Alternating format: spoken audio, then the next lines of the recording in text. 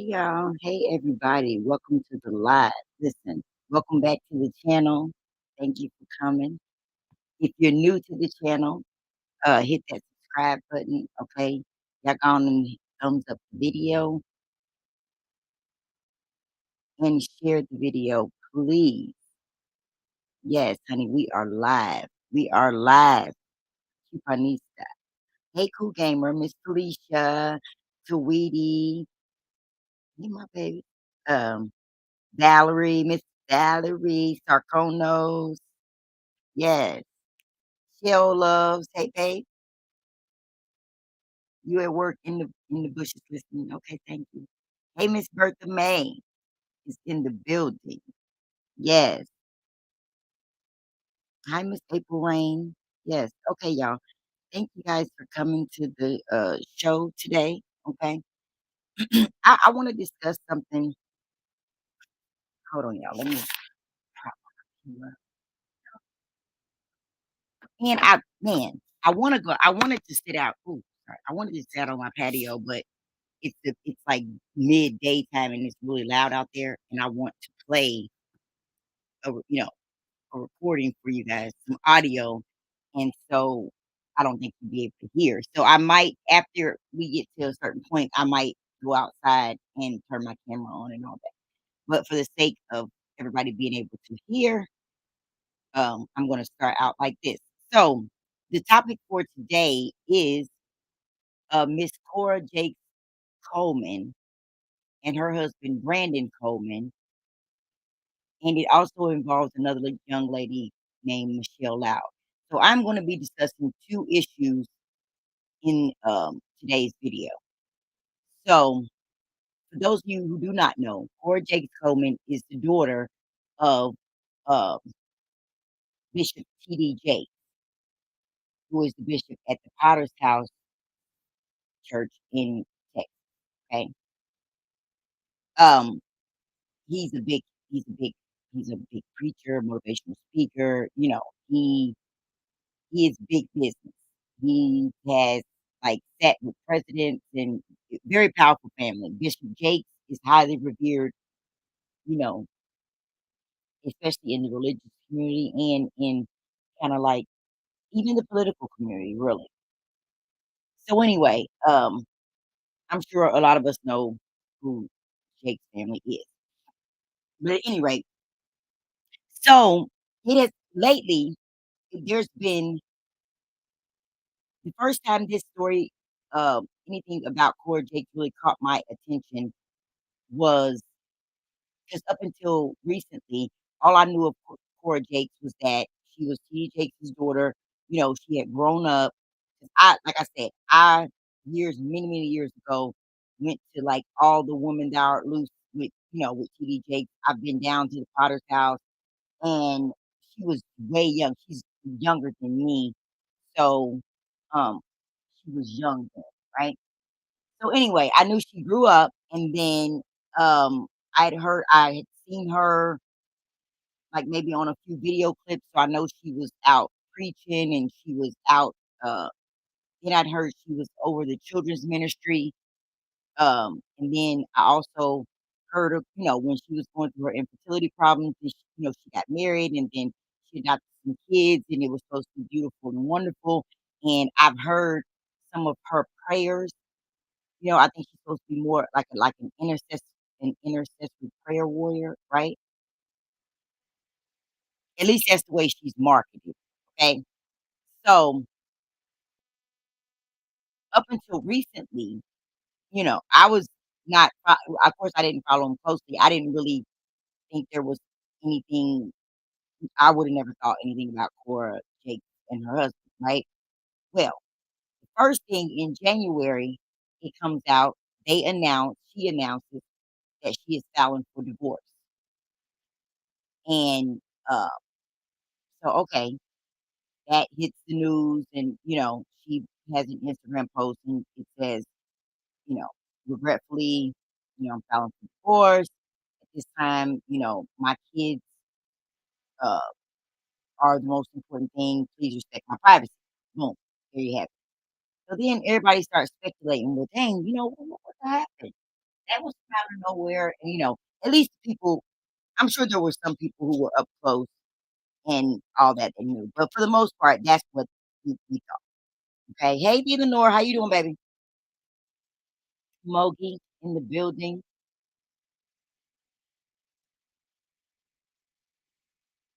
and so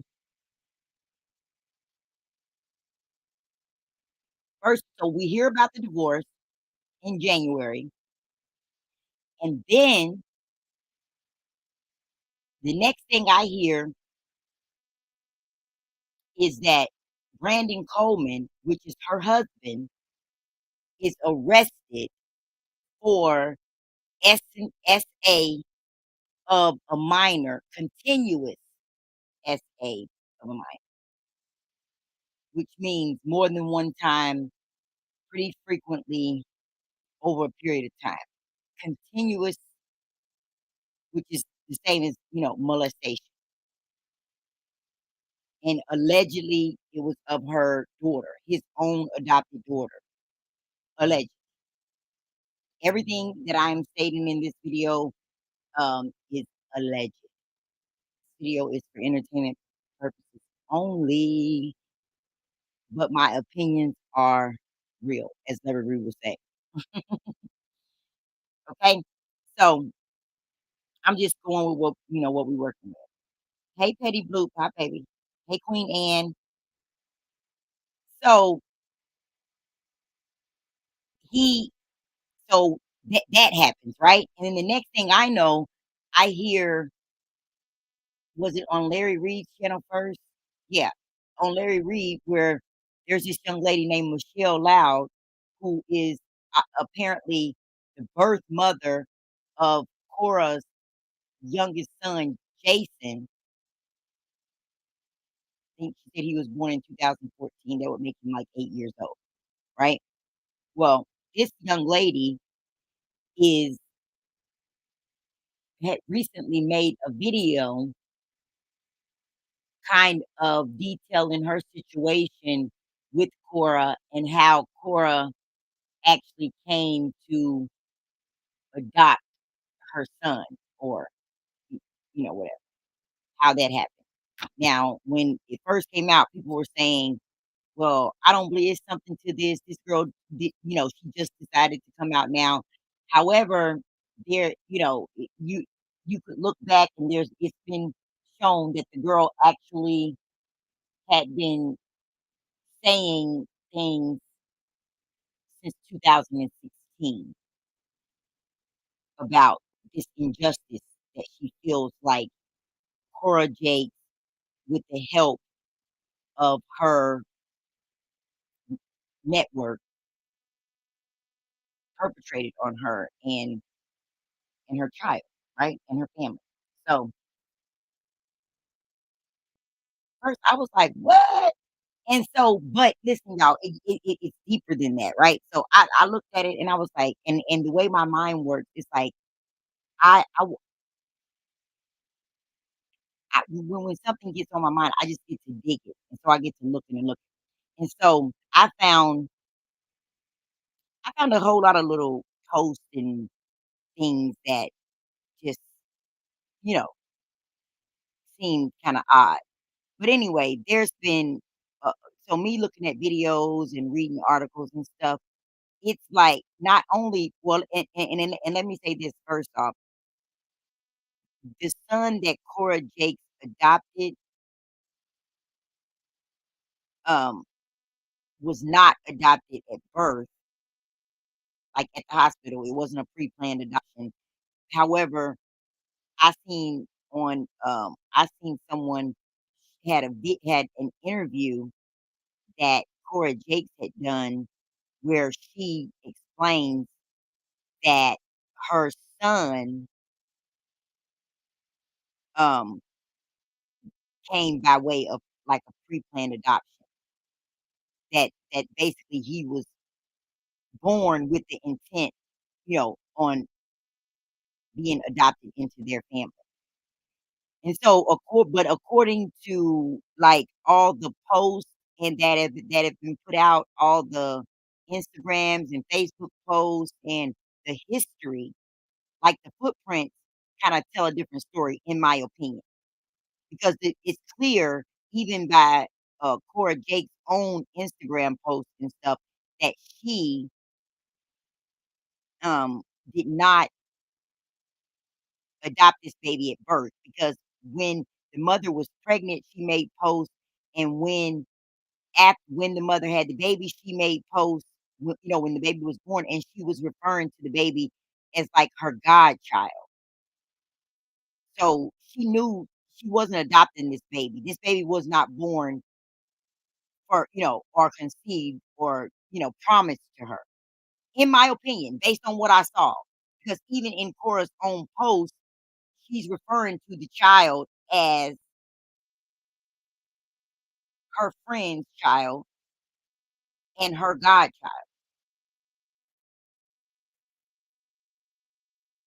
So, it just gets really strange. But anyway, y'all, so what I wanna do now, I want to let you guys hear the young lady. Hold on, y'all. Uh-oh. I don't know if I can. Hold on, y'all. I wanna share my screen. Let me go back. Mhm.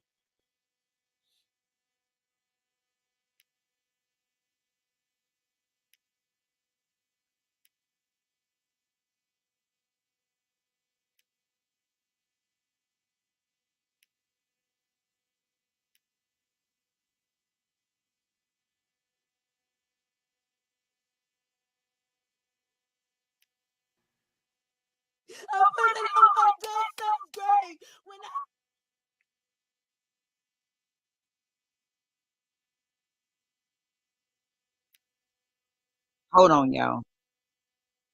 Mm,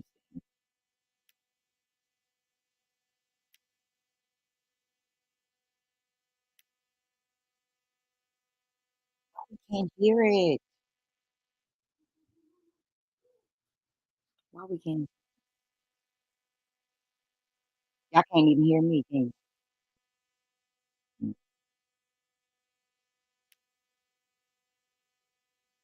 Can y'all hear me now?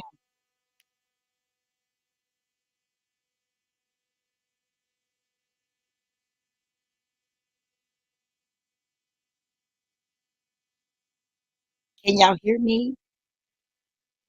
Can anybody hear me? Oh, we can hear you and the video. Oh, so y'all can hear her too?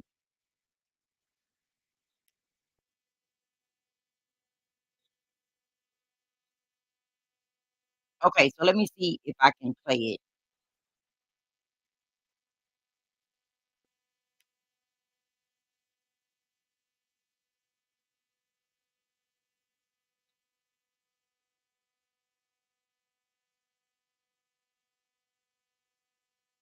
I can't hear the video, y'all.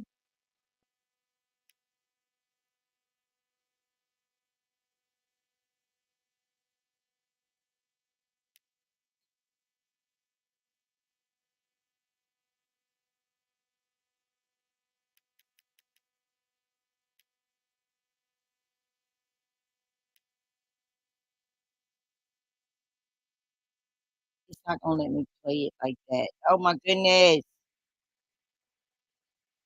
Anyway, listen. Oh, well, maybe I should move my bed. Let's see if that's the reason. I can't hear it. I was playing it, but okay. So now let me try it now.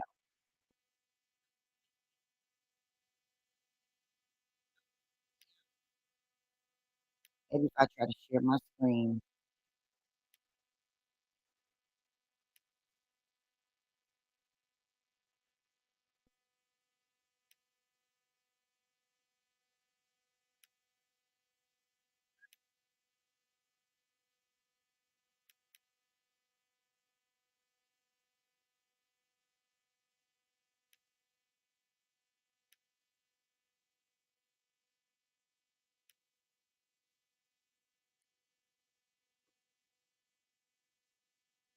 Yes.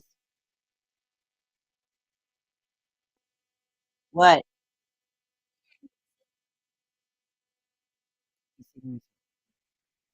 Hold on. Can't hear this girl, y'all. We can't hear her. Okay, we can't. Y'all can't hear.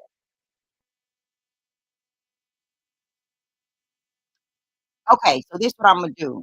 I'm gonna play it on my phone. Hold on, y'all.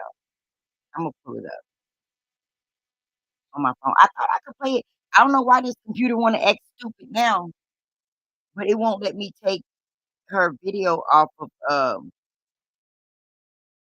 thing off of mute.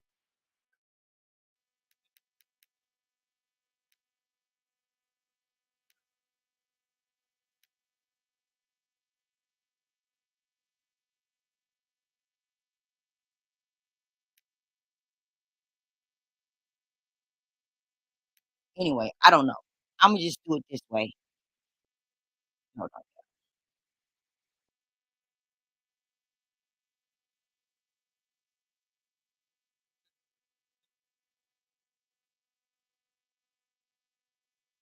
And again, this is the young lady that um is the birth mother to the son of Cora Jakes Coleman. So after we listen to her, right? Because we still need to talk about kind of break down the layers of the fact that her husband was arrested for allegedly molestation, continuous SA of a minor, right? That's a whole thing in and of itself. That's a bombshell right there. But I want to kind of listen to this young lady and set the stage, and then we will we can discuss the husband, Cora, the the adoption, all of that. So I'm gonna go ahead and play this for us.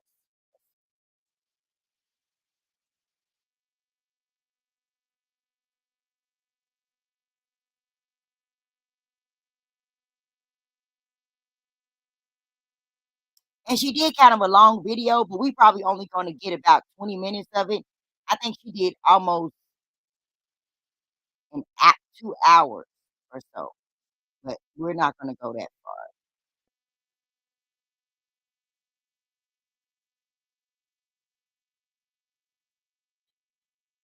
So let's see.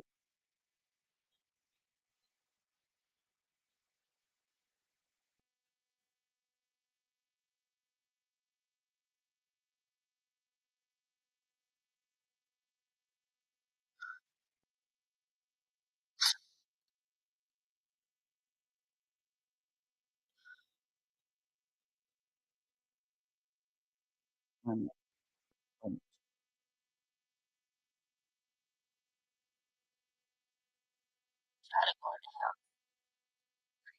Okay, here she goes. Let me know if y'all can hear this, please.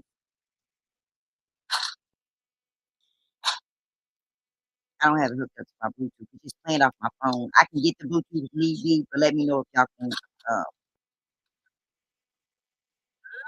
may know that I had a son born on May 21st, 2014.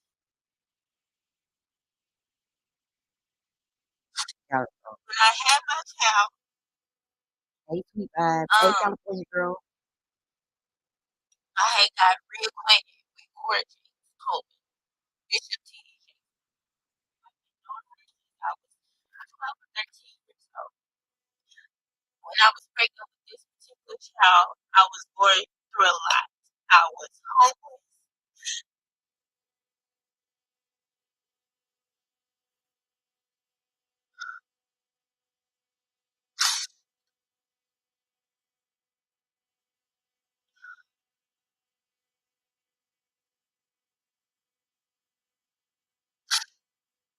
I was homeless. Um, I was leaving a 4 or 5 year relationship. I had 3 kids already. I was pregnant with my fourth born, Jason. Uh, when we got reacquainted, she told me that she'll be there to help me. You know, she told me that she was only there to help me. After I had Jason, it was just like I was just set up from the beginning. She was not there to help me. She was actually there to take my child. And she did everything that she could to get what she wanted. Her and her husband, from constantly telling me that I didn't have myself for myself, to backing me in a corner in her office at her home when they stayed in Grand Prairie, her and her husband Brandon, and telling me that if I did not give my son to them, that they would take him from me, making me feel like I was inadequate to take care of one child, although I already had three kids, making it seem like she Hold was on, there y'all. to That help sounds me horrible. Can y'all the even whole hear time. that? Hold on. Hold on. Let me go grab my Bluetooth. I don't like the way that sounds terrible. Hold on, y'all.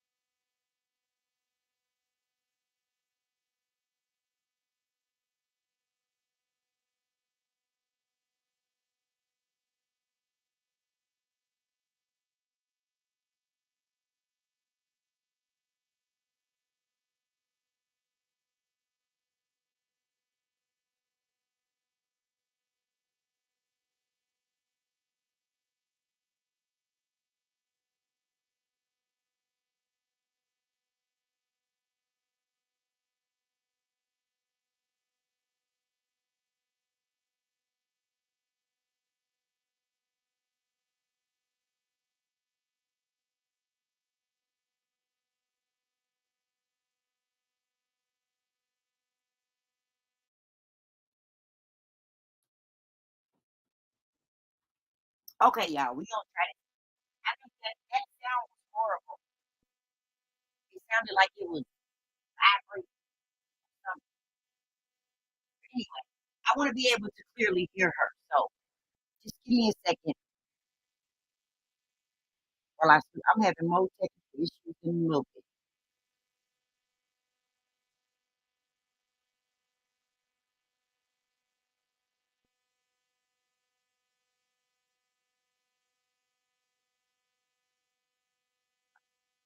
I don't know her age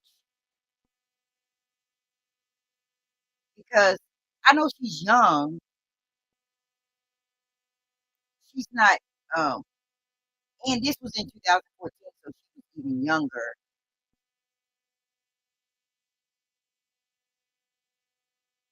So let's see. I'm gonna try to play. Hang on, Bluetooth is dead. Oh no. Okay. Here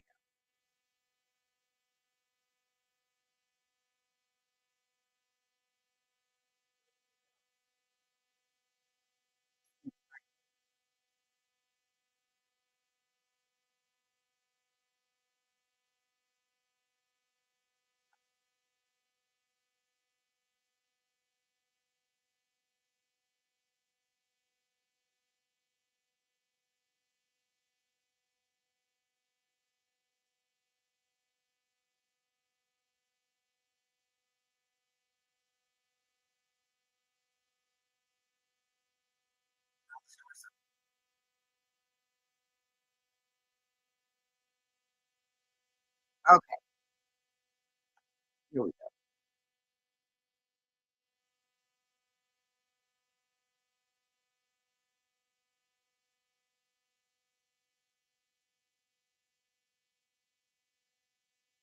A Let's 4 or 5 year relationship. I had three kids already, and I was pregnant with my fourth born, Jason. Um, when we got reacquainted, she told me that she'll be there to help me. What? You know, she told me that she was only there to help me. after I had Jason, it was just like I was just set Hey, up Dormy. from the beginning. She was not there to help me. She was actually there to take my child. And she did everything that she could to get what she wanted, her and her husband. From constantly telling me that I didn't have my son for myself, to backing me in a corner in her office at her home when they stayed in Grand Prairie, her and her husband Brandon, and telling me that if I did not give my son to them, that they would take him from me. Making me feel like I was inadequate to take care of one child, although I already had 3 kids. Making it seem like she was there to help me, but the whole time she was planning and conniving to take my son Jason. After I had my son Jason, because while I was pregnant with Jason, I was depressed. Mentally, physically, spiritually, I was fucking depressed. You understand what I'm saying?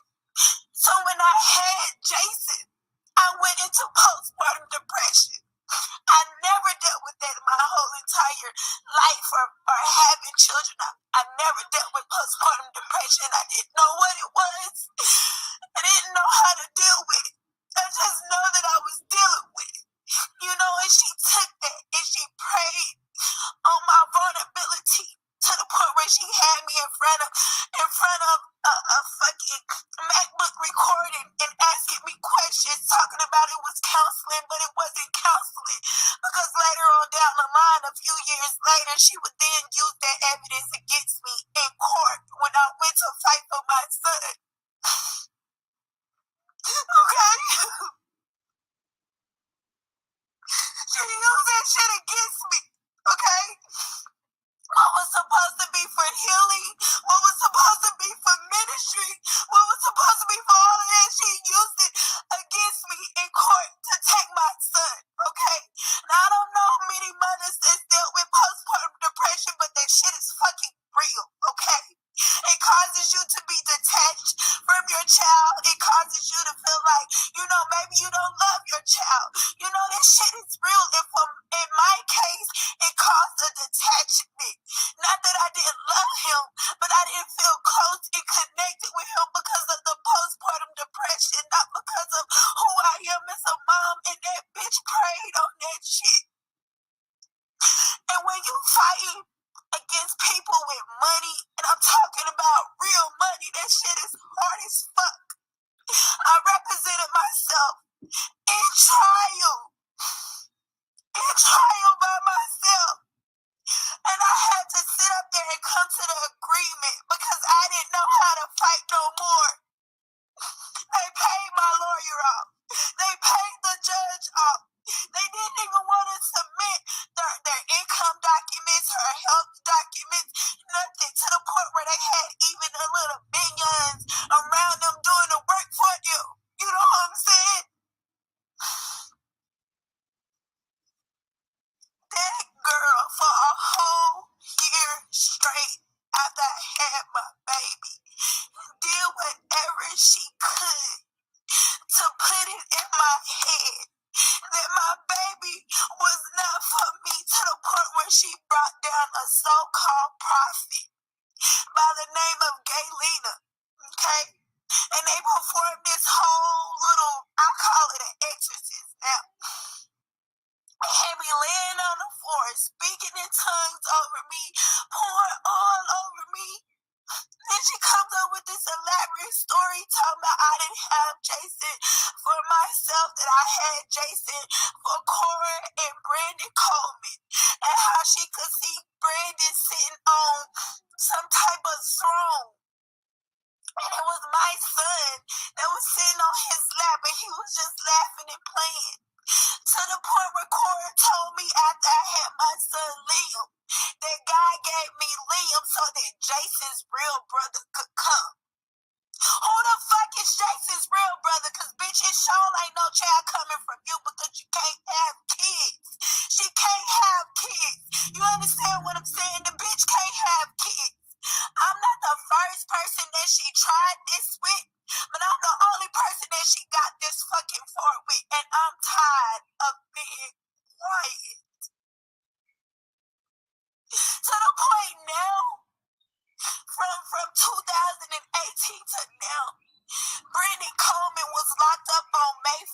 for sexually assaulting the daughter, the adopted daughter, Amari.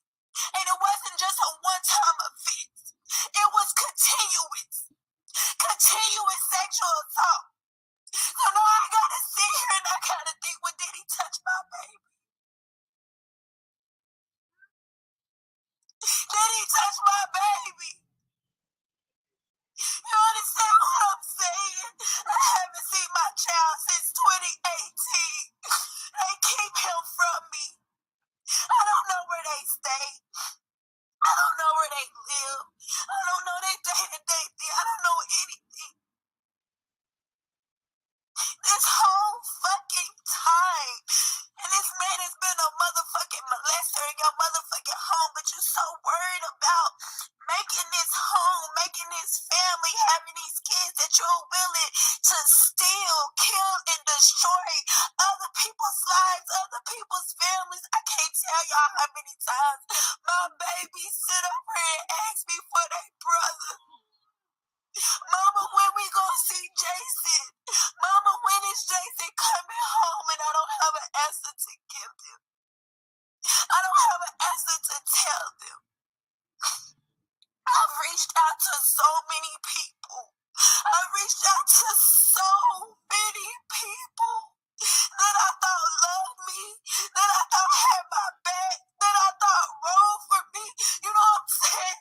And I reached out to nobody helped me. Nobody helped me. I'm talking from godparents. I'm talking about from people in the church. That's why I don't go to church no more. That's why I be saying, fuck church. It's deeper than just, oh, you get pregnant, you get hurt, you get sit down. Saying, no, these people stole my whole fucking child. They have fucked up my whole fucking life, including my kids' life. And I'm talking about Bishop Titty J's daughter, Cora Jakes Coleman, and her molested husband, Brandon Coleman. That's who the fuck I'm talking about right now. I've been dealing with these people and going to trial and fighting for my child since 2017. 2017. We are in 2022. I've already tried, and it takes some money to get a private investigator. Y'all gotta understand, these are multi-million-dollar people, and it's little old me. It's little old me fighting for my son. Man, lied to in the courtroom because they paying the judge off. And then it's so coincidentally, after my case was over, after I had to come to agreement, they made me come to agreement over a video of some motherfucking weed. But let the truth be told, bitch, I used to go get weed for them. For Cora and Brandon. So let's just let the truth be told. Let's just put it all out here. Because I'm sick and tired of keeping my mouth closed. I'm sick and tired of going day to day, not knowing where my baby is. Not knowing if he's okay or not. Y'all motherfuckers think just because people got money, their kids is safe. That is farthest from the truth. That's farthest from the truth. And I'm just so tired of being scared. I'm so tired of being scared for my life. Like, if I speak out, are they going to come try to find me and kill me? Are they going to try to come find me and take everything I've worked so hard for up until this point now? Like, what's going to happen to my children if I speak up? I can't live in fear no more. Because I'm sitting here wondering if Brandon could touch Amari on a continuous basis. Happening to my son in the household. What's happening to my son? Jason Lamont Caleb Brown. What's happening to him? Because I don't know. Because I don't know. I don't know what's going on with him. And I'm just supposed to be quiet.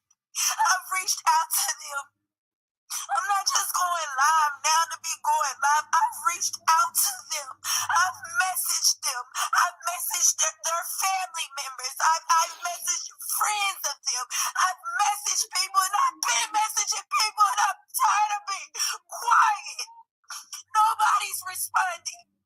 Nobody's reaching back out to me.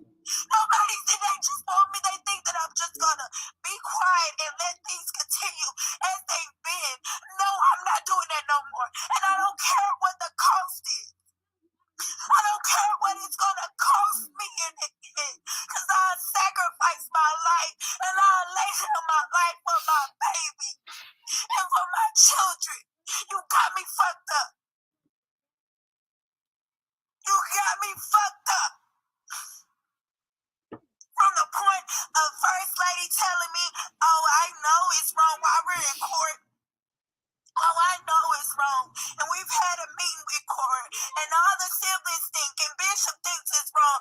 But you know, ultimately, it's court's decision. So you mean to tell me, y'all the money, y'all the backing behind anything she's able to do? Because y'all pay her. You mean to tell me it's her decision to take a child from a mother because she can't have children? And you won't back her while doing it? Knowing that she's crazy, knowing that she's mentally unstable, knowing that y'all had to send her out to centers to get help. You gonna look me in my eye and tell me that ultimately it's her decision when you're the one paying for the lawyer, you're the one paying out the judge, you're the one paying the lawyer to knock out my lawyer to throw the motherfucking case. I am tired.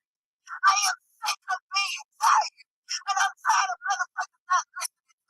But I've been trying to let people know what the fuck is going on. But now that everything's coming out, everybody got something to say.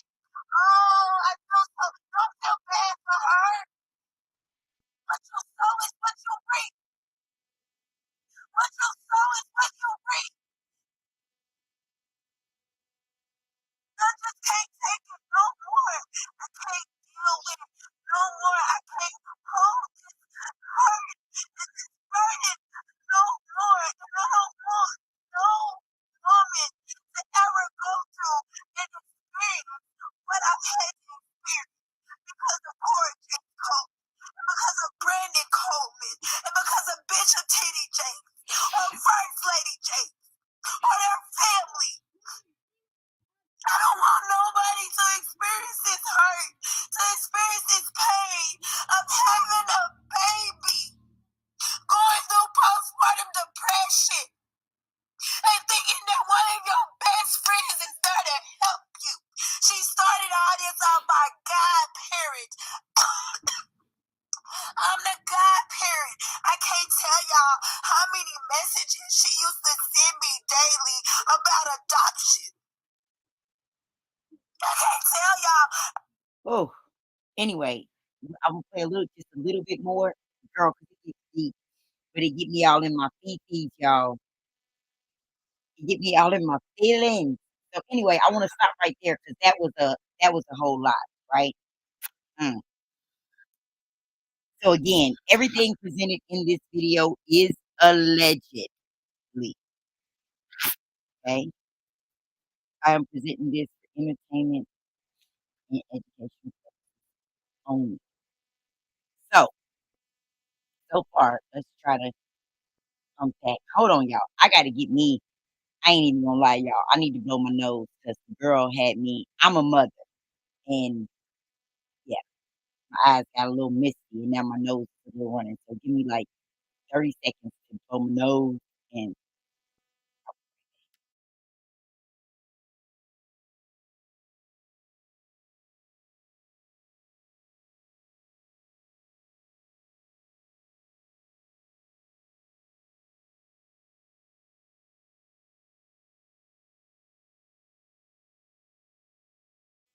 okay, y'all. So I'm back. So at any rate, um, this is an interesting story to me because, as I have told you guys, I have firsthand knowledge of uh, back end or the underbelly of the church world. So yeah, I'm not. It doesn't sound too far fetched for me. Like I looked at some of these videos and I looked in the comments and just looking, taking the pulse of what people were saying. And a lot of people are like, "No, no, she, what was there to be scared of? You shouldn't have signed nothing, this, that, and the other." And I don't think that those people, a lot of the comments appear to be a little tone deaf to me to what we call religious indoctrination, right? Indoctrination, I mean. Once Larry Reed calls it church brain. For people who have church brain, who are indoctrinated with a certain set of ideals and rules and things, it's almost like, uh, it's almost like an insulated type of group thing, and it is very powerful, and it is very intimidating, and it is very scandalous, very, very. It's a lot of nepotism involved, right? A lot of positions people have, they're not qualified for, they're not called to, they're not anointed by God to do, but simply by birthright. A lot of these things go on in the church, and see, and we have to understand that no matter who a person is, no matter how much money they got, no matter how good they can preach, no matter who their daddy is, who their mama is, they all are still human beings, and all of us human beings are flawed, and we're all vulnerable to certain things. If the right set things set up, we're all vulnerable to be in certain situations. You understand what I'm saying? If we don't purposely live our life, you know what I'm saying? So, if we don't make decisions purposefully to ensure that we, stay on track and all that. They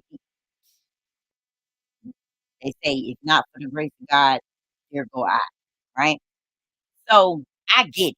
This is not, it's sad. It's very sad to me. I've seen this type of, what I would like to say, and again, it's alleged. If we are to believe Michelle Loud, which is the mother, and I'm not saying that she's telling the truth.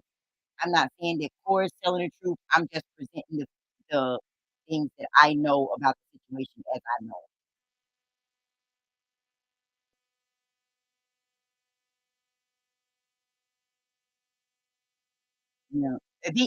Eleanor, they didn't get her child removed from her home permanently. DCFS was never involved in this situation. They groomed, I believe she was groomed to give her baby up for adoption. She was presented, she signed a piece of paper that Cora Jakes and her husband presented to her, giving them custody of the child. And when she wanted to fight it, they told the judge and was telling people that she smoked weed. And I'm probably sure they tested her, and she may have smoked weed. But smoking weed is not grounds to remove a baby from their mom. But you heard her when she said that Cora was a friend of hers, and when she got pregnant, Cora started to help her because she was down on her luck. And then, according to Michelle, um,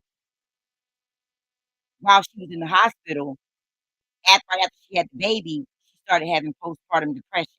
So Cora's like, "Girl, I got you. It's postpartum depression." And Cora started to offer spiritual counseling to her. And she said that Cora recorded these spiritual counseling sessions. Now, as a minister, you're not supposed to record. Let me just say this. If you're seeking any type of counseling from anybody, if you're not comfortable, don't allow anybody to record you. That's confidential, and no, not spiritual counseling.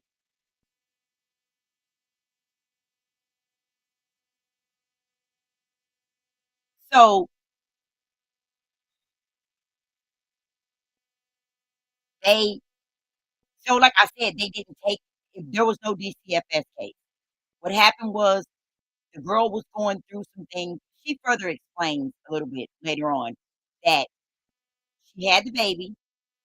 The girl, Cora, was said that she was, because you have to understand. Also, let me preface it with this: Cora Jakes has a ministry, a women's ministry, and is a part of the children's ministry, outreach ministry at the church. So that's what she does. She counsels women as ministry. So they probably grew up in the church. The girl, did attend that church, and so grew up in the church together. They were friends, and when they became reacquainted, the girl was pregnant, and Cora says, "Hey, I'll help you." Blah blah blah blah. So she starts helping her in terms of probably getting stuff for the baby before the baby's born, and then she has her baby. So she has her baby, and then Cora starts posting on her Instagram. She posted from the hospital. Oh, it's such a blessing for me to have received another angel. My best friend gave birth to her son, and he is such an angel. My godchild, Jason. That was back in 2014. So Cora was the godmother, even according to Cora's own words. Although, like I told y'all, I seen an interview where Cora Jakes said that that her son, she adopted him. He was an adoption at birth, meaning like you know what I'm saying. The mother had the baby at the hospital. The adoption was signed, like that. But that's not true. That's a whole lie. I heard it come out of Cora's own mouth. But we know at the very least that this baby was not signed over to them at the hospital. This baby was born to Michelle Loud and went home with Michelle Loud. And as her she had 3 other kids at home, and as her situation as she went home and, things started to get a little hectic, and she said she was diagnosed with postpartum depression. So, but at the same time, Cora Jakes allegedly, according to Michelle, this is all according to Michelle, while she was in this altered mental state, plus, having kids, she was staying with a family member because her and her long-term relationship had just broke up. So at that time, she was going through a lot, and she was after she had the baby, she needed to get back on her feet. Cora said, "I will help you." And what ends up happening is Cora stepped in as a godparent, and then when Michelle, I guess, ultimately got to a point where she was like, "Okay, I'm good. I can take him back." Cora didn't wanna give him back. And then that's when they started pressuring her to sign this document. It was a paper that was signed 2 years before they filed it in court.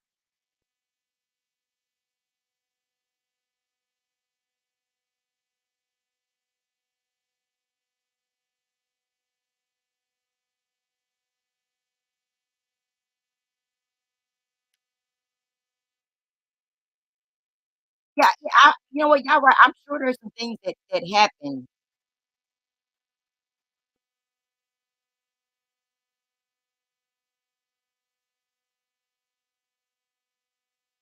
Having regrets of what though? She's been fighting for her son ever since they Cora pulled the whammy on her.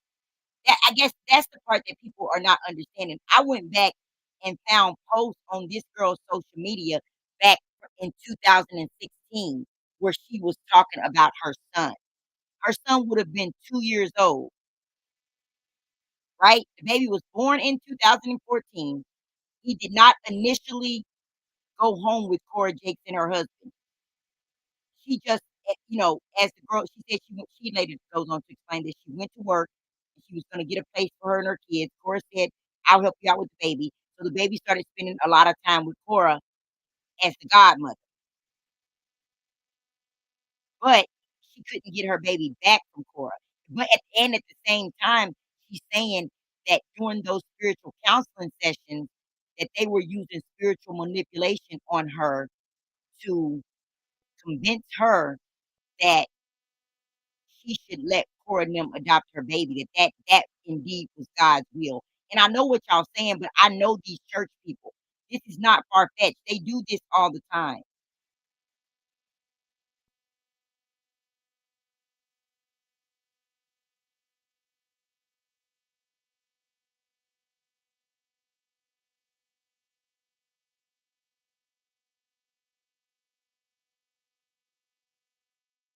Am I going in and out? Sweetie says I'm going in and out, y'all. Am I going in and out? Am I choppy? Yeah, the story is heartbreaking. So I'm not making a decision one way or the other that, you know, um,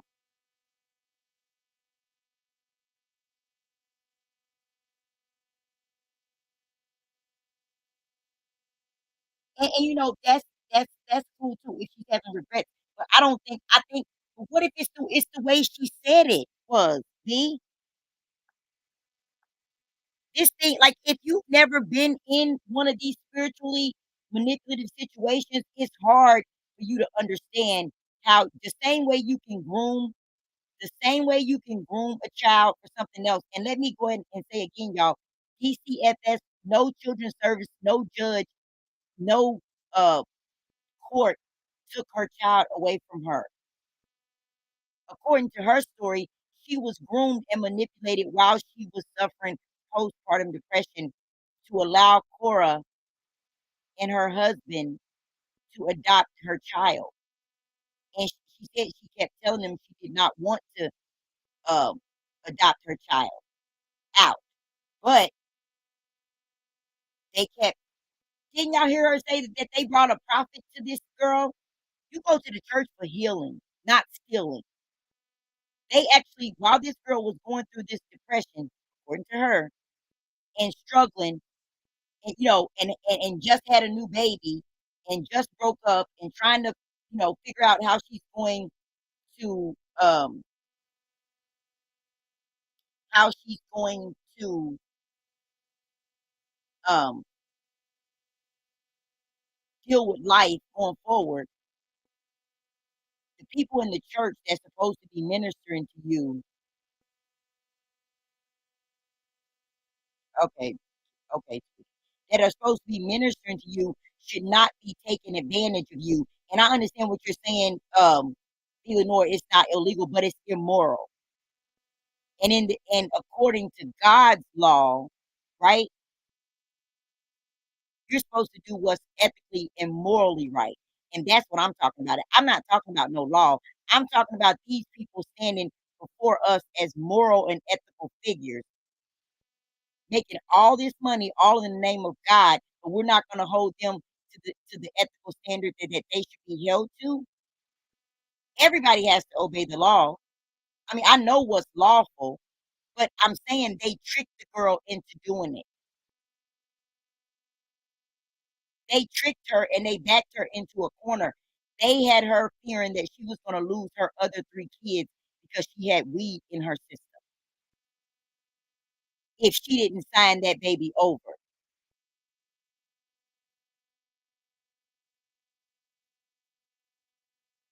No, B, she wasn't in her right mind. She was depressed. Y'all acting like people don't go through stuff and you can actually not be in your right mind and people can't be manipulated. Just because a person can be manipulated does not mean that that the men and women of God should be out here taking advantage of them. Forget what's legal. What about what's right?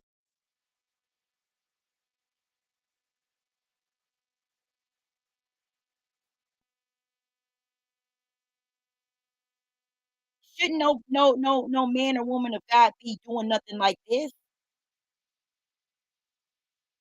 Yeah, she let Cora keep her baby sometime under the guise that Cora was gonna help her, and Cora took advantage of it. And when the girl tried to fight back, they manipulated her. They told the judge, threatened her that they was gonna tell her she smoked weed and all that stuff, and she was gonna lose her other kids. That's why she said, truth be told, y'all wanna try to threaten me about weed in my system, but I used to go get weed for Cora and Brandon, and I believe that. Almost all of them people behind the gates of the church for many, many years that I knew, especially the younger ones, smoked weed.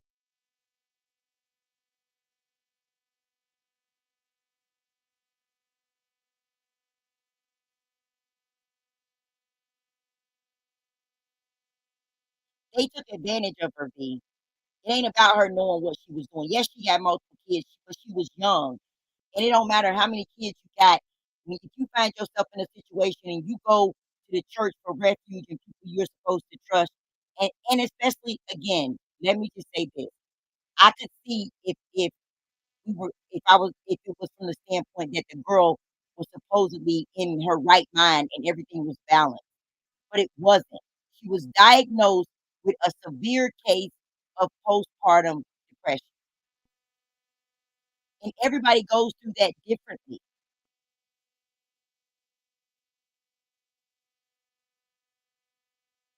And when you got money and connections, hell, the person who signed off, who did they say it was? Judge Faith in Texas, Judge Faith.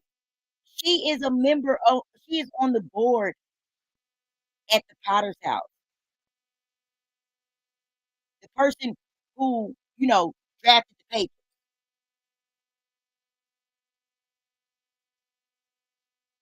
But what's wrong, Eleanor? What's wrong with her letting the child stay with her a lot if she said that she was helping and the mom was already in a mentally fragile state?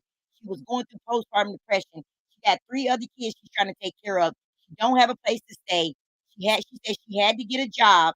What is wrong with trusting somebody who say that they are a woman and a man of God when they say that they are trying to help you? What's wrong with it? I understand that it may not be ideal and everybody wants to be able to have their baby and take it home and take care of it yourself, but that's just not the fact of life. The fact of life is sometimes things don't go right. And that doesn't make her a bad mom or anything. It doesn't even make her a bad person. It makes her a woman who had a baby, right? And mentally, things didn't go too well for her and she needed some support. That's what that makes her. And they use that against her. And ethically and morally, it may not be right. Even though no, I guess y'all saying no matter how they got her, whether it was fear, whether it was, whatever they said to her, manipulation, whatever, it doesn't matter. All that matters is that she signed the paper, so it's legal. That may be true. But at the end of the day, everything that's legal is not right. It used to be legal for white folks to hang black folks. Town lynchings used to be legal. Don't mean the shit is right. So I operate more off of ethics and a moral standpoint with most things in my life. So that's kind of where I'm coming from with it. And I'm just again, it's alleged.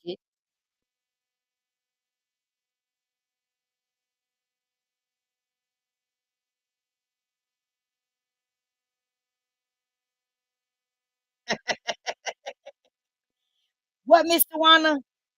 Okay, where was her family? Well, hold on.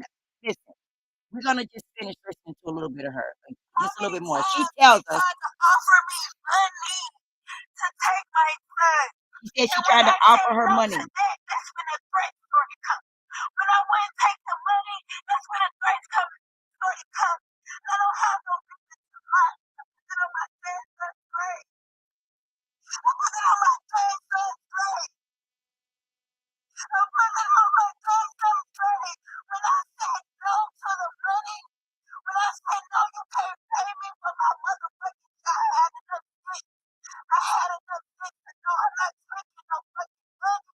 I know I'm fucked up in the head right now, but I know I'm not giving you my child. I kept turning against that.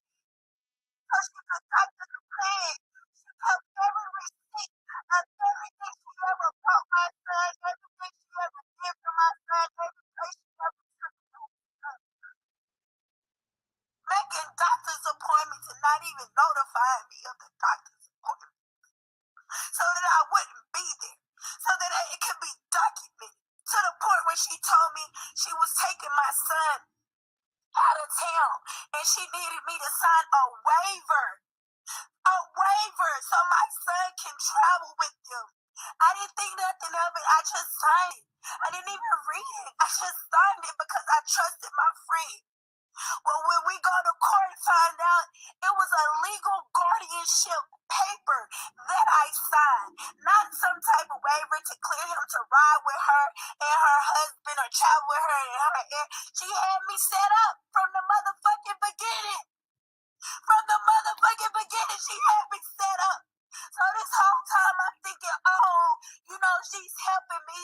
I'll leave them over there because I still had to work. You know what I'm saying? I still had other kids that I had to take care of. And at the time, I was working a warehouse job. And I was working like 12-hour shifts, 16-hour shifts. So I was literally going to work, coming home, sleeping for a couple hours, getting back up, going back to work because all I had was me. All I had was me. All my kids had was me. I didn't have no other help with income. I didn't have no other help with nothing. All I had was me. You understand what I'm saying? She tried to make it seem like because my family didn't come from a lot of money like her family, that my child would be better off with them. Those are the type of things that she used to put in my motherfucking head. Because they had so much money, my child would be better off with them because my family didn't come from all that money. As if something is wrong with living in a 3-bedroom, 1-bath house in Echo Heights, Fort Worth. Like a child couldn't be raised there temporarily. She made it like anything around me was detrimental to my child.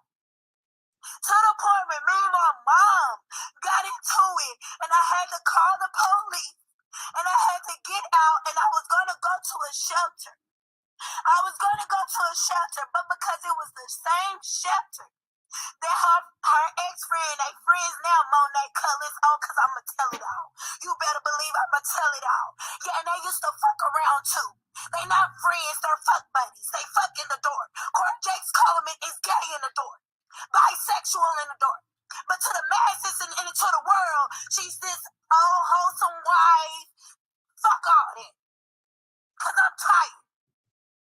Fuck all that. They was fucking in the dark. Somebody caught too much feelings. I don't know if it was Cora, I don't know if it was Monet, but somebody got caught too much feelings.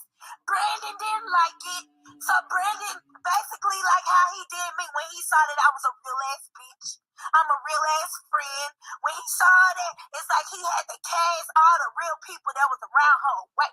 Where it was only him that was controlling whatever the situation was. But Brandon didn't like it. So they threw Monet out in the middle of the night with nowhere to go. Okay? Because they felt like he felt like she was getting too close. Because she sit up there eating his wife out, Cora. They eating each other out. They fucking. They taking trips and fucking. They doing all of that. You know what I'm saying? But you this minister. You this pastor. And you going across the world teaching about it, preaching about it like it's an abomination. But you doing it behind closed doors. You doing it behind closed doors. Okay? So when that shit didn't work, he made her kick, I guess, the mistress. She's the mistress. He made her kick her out. Okay, now mind you, Monet was in the house. So Cora never was just taking care of Jason. Okay? She had Brandon's parents moved down to help and take care of Jason. She had Monet, but when they left, she had Monet move in to help take care of Jason. When she left, she had Keisha to move in and help take care of Jason. I was there for about 6 months. You know what I'm saying? And I was the one feeding, cleaning, changing diapers, doing Jason's hair, all of that. She never had the responsibility. It was always on somebody else, okay? But she wanted this look. She wanted this look. She wanted to present to the world that she was this type of person, but behind closed doors, she's not. They're not. They are not. The people who they get on stage and preach and teach and say they are not. Bishop has yet to sit down with me face to face. First Lady has yet to sit down with me face to face since 2014. They just keep paying shit off for their daughter or daughters or sons. Because we all remember what happened with Jermaine. Because at this point, no family member is off limits. And I don't give a fuck. Come at me with what you got. I don't give a fuck no more. I don't have nothing to lose no more, but everything to gain. So I don't give a fuck. A mother love knows no boundaries, and I will never stop fighting for my child. Y'all need to understand that right now. I will never stop fighting for my child. I will never stop fighting for the relationship that I need to have with my son, that I carry, that I had, that I never wanted to give up. And hell is coming with me. Hell is coming with me. Hell is coming with me because I'm tired of talking. I'm tired of reaching out. I'm tired of trying to do this behind closed doors and I'm not getting anywhere. I'm not going to go another year without seeing my baby. That shit hurts like hell, bro. That shit eats me up every motherfucking day, bro. Y'all see laughing Michelle, happy Michelle, all this Michelle because I gotta do that because I gotta keep pressing on. I gotta keep moving on because I have children. I have other children. I have other children and I have to show them how to be strong and how to persevere and how to get through shit. But I'm not gonna keep being silent no more. Not especially out of this nigga just got locked up for motherfucking rape and molestation of Amari. And my child is in a home as well. I'm beyond concerned. It's beyond concern at this point. It's sickening. It is sickening. It's sickening. Continuous. It says continuous sexual assault. Continuous means it didn't just happen once. It happened on multiple occasions. And so what now? Now because it happened so many times, now you want to lock them up and throw away the key? What, you just now finding out? Amari just now saying something? What about Jason? Y'all did all that lying, sneaking, conniving, all that shit to take somebody's child. So you can have a perfect family because you can't have children. You get on stand and lie and say, well, you lied to the world in your face and said the reason you can't have children is because of your PCOS. No, bitch, the reason you can't have children is because you had an abortion when you was pregnant by Nick DeBase and you had an abortion. You went and had an abortion, Cora Jakes Coleman, and that shit fucked up your insides to the point where you can't have no baby. That's what the fuck happened. You will never be able to have a baby. But you go and you preach this faith in this shit. You go and you have your parents spend all this type of money on IVF treatments and all this shit, but you know you ain't gonna be able to have a baby. When I tell you this girl is senile crazy, to the point where she telling us that she done got raped at one of her motherfucking daddy's galas or something, blood dripping all over. It's like a big dramatic story, right? Blood dripping all over her, and she's walking through the crowd and nobody noticed her, not even her dad.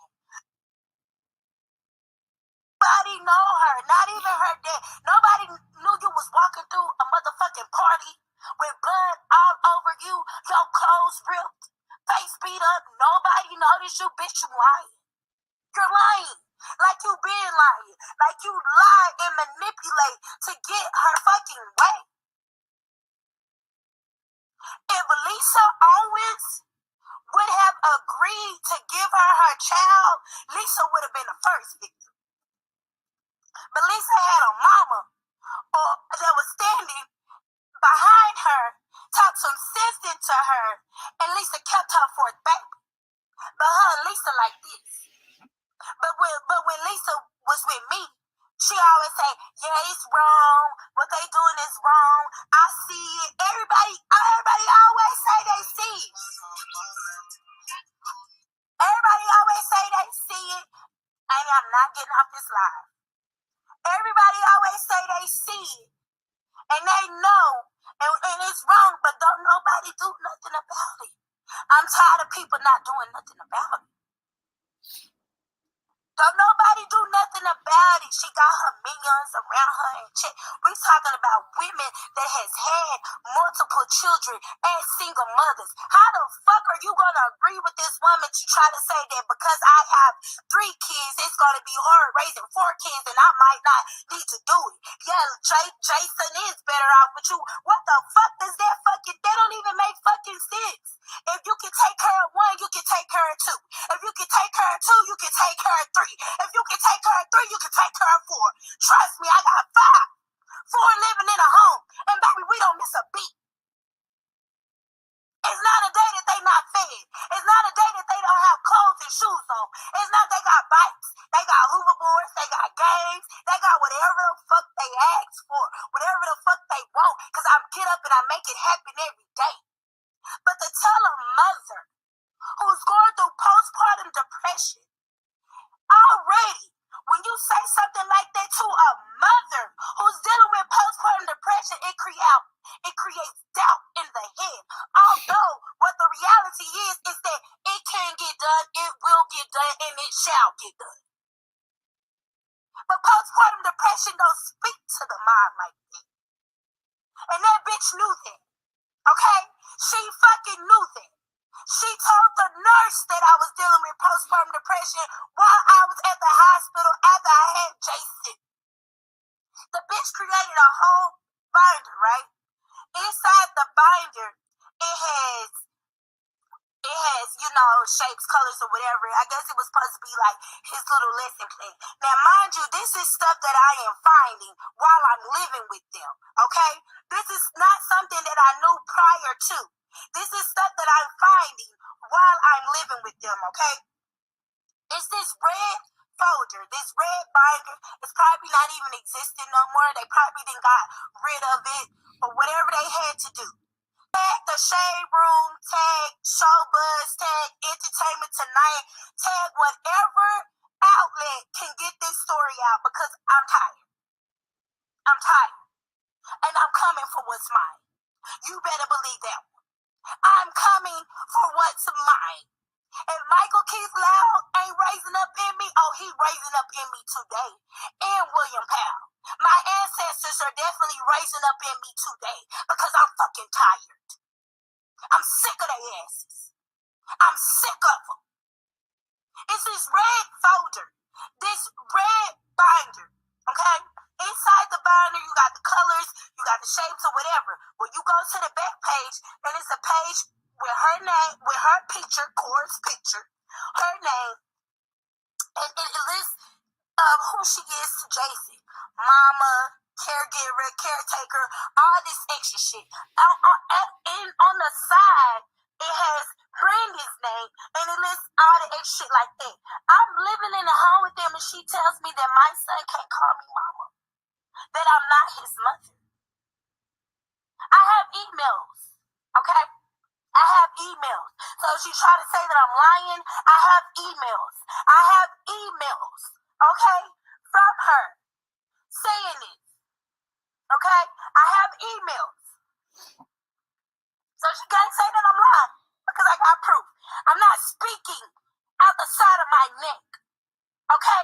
I'm speaking real facts because I don't have time to lie and get sued for defamation of character because everything that I'm saying is facts. Okay, so let's just be clear. Okay? The bitch would try to tell me that I'm not Jason's mother. To the point where she, like I said earlier, I came home from having Liam, my youngest son. I'm sorry, y'all. I'm hot. I'm sweating. Forgive me. I came to her house after I had Liam, right? She's sitting there.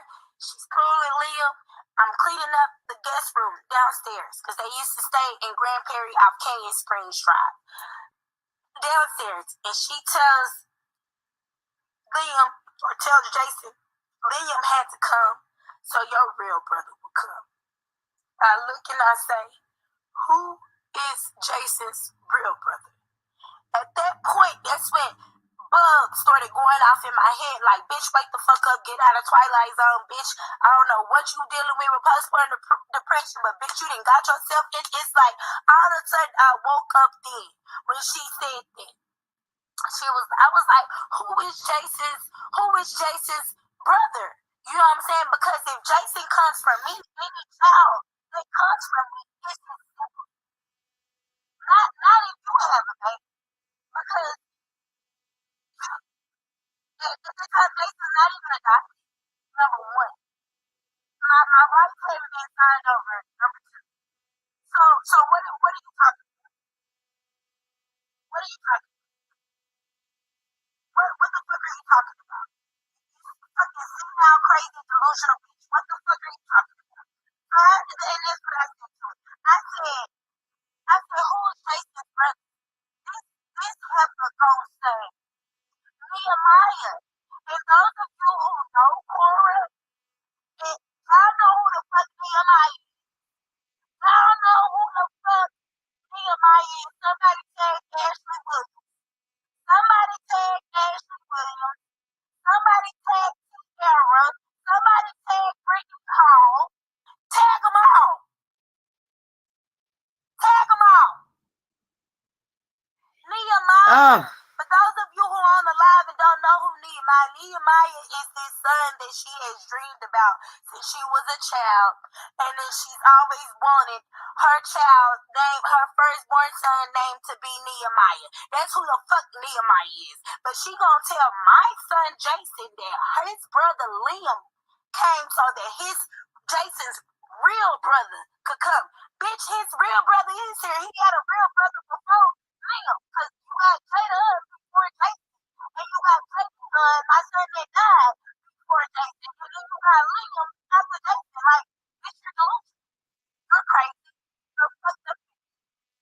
Like, that's not at the present time. And mind you, this is after all of the manipulation. This is after all the seeds that she's planted over the past, more than 2 years. This is everything that she has planted. So I tell her, well, Liam is Jason's real brother. And then she was like, no, I mean, like, his real brother, because you didn't have Jason for you had him for us. So if I have a child, that would be his real son. That's how she speaks now. This bitch was talking. That's when I knew at that present time I had to get the fuck about that house. Not only just that, the way they was treating me, the way they were handling me. I ain't never did nothing to these people. I ain't never caused these people no grief. I ain't never caused these people nothing. But they started handling me like I was a nothing ass bitch, and my family was a nothing ass family. They lied to the judge and lied to the court and said that while I was living with her, I never paid for anything when I would put $800 worth of groceries in her house every month. I would pay her anywhere between $200 and $400 every fucking month. But everybody that stayed with her before them didn't help, didn't give a damn, including her godson Archie, who we've had many conversations with, and he'll lie. He'll lie because he gonna ride or die with them wrong or right. He'll lie. But Okay, y'all. So yeah. So anyway, that's a little bit more. This is deep. Oh God, this is deep. So and Vila Norris said, but see, this is the thing, B. She didn't. She's laying out the whole manipulative part. She lived with them. They went to court. So when they got her to sign her rights over, they basically held her lifestyle over her head. And she was just a basic girl struggling, had 4 kids. She smoked weed, but that didn't mean that they deserved to take her child from her. And because they had so much money and power, they had the lawyers on their side, right? They scared this girl. She had 3 other kids to worry about. If she didn't sign over Jason to Cora and them, then they were going to cause extra big problems for her with her other kids. And on top of that, not only, let's not forget, even though she said it was a part of her in her mind that knew she did not want to give up her son, this girl had spent 2 years indoctrinating this girl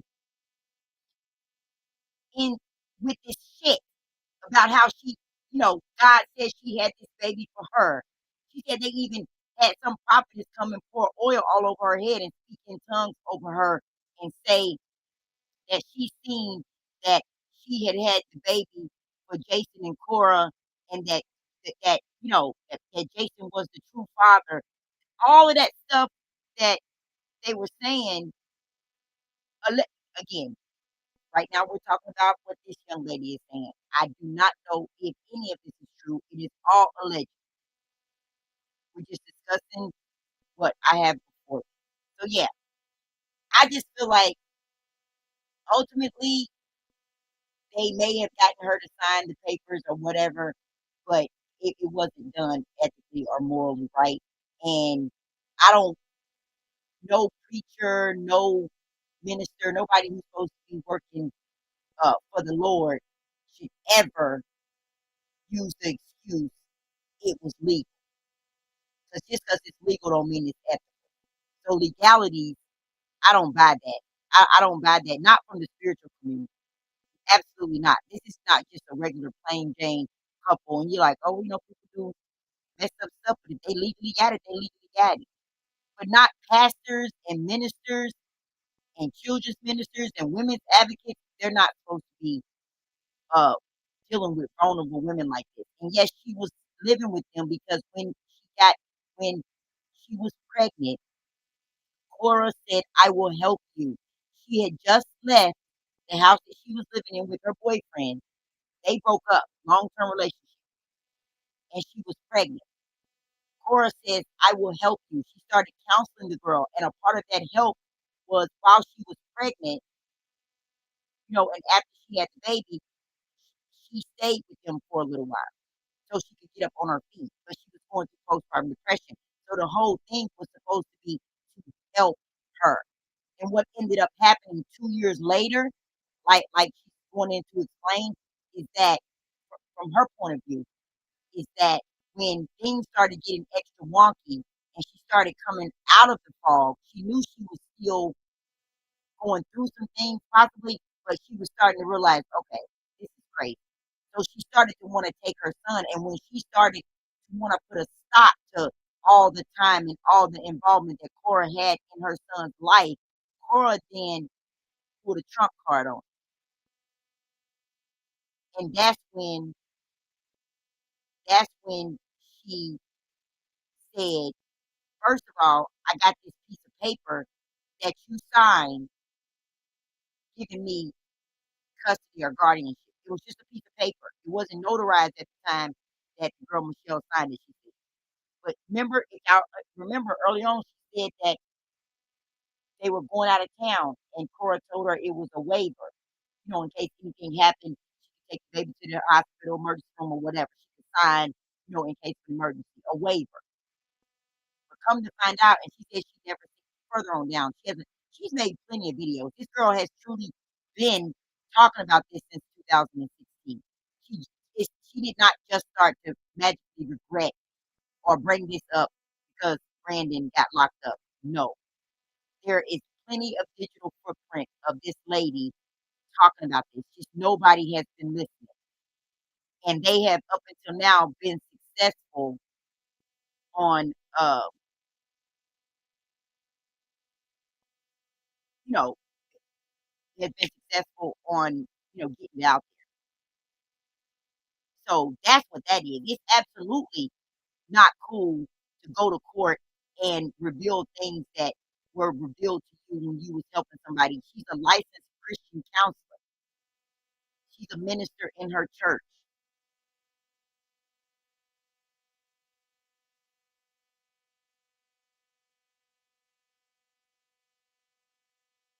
Yeah, but they may not.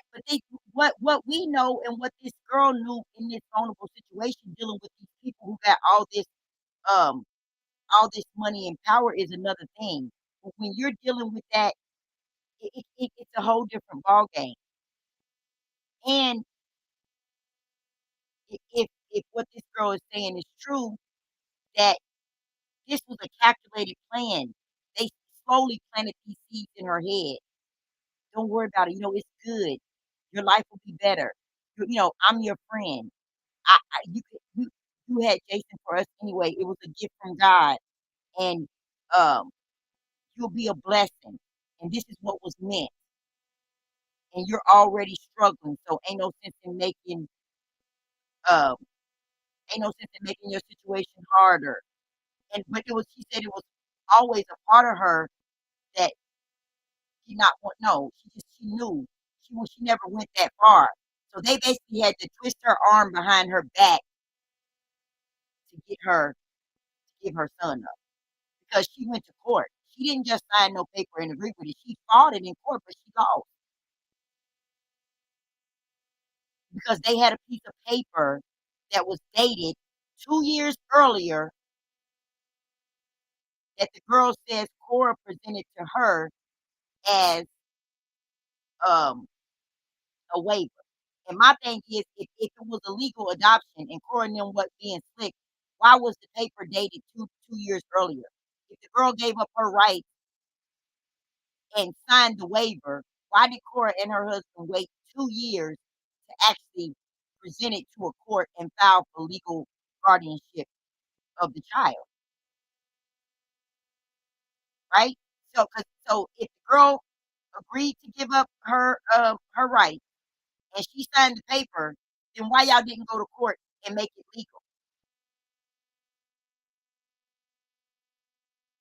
Yeah. No, her baby did not test positive for marijuana. No, there was nothing in the baby system. There was never a children's service case. None of that. They were just basically using her lifestyle against her. They knew she smoked weed. And some courts, unfortunately, especially with young black mothers, they railroad a lot of young black mothers on weed. If you get caught up in the system, in the children's service system, that can be a detriment. They'll use that to try to determine your fitness. I'm not of the belief that marijuana makes a mother any less or a better mother at all. I'm a mother to the core. I know what it's like. I have 4 children of my own. I got 5 grandchildren. I know about children. So, you know, she manipulated her.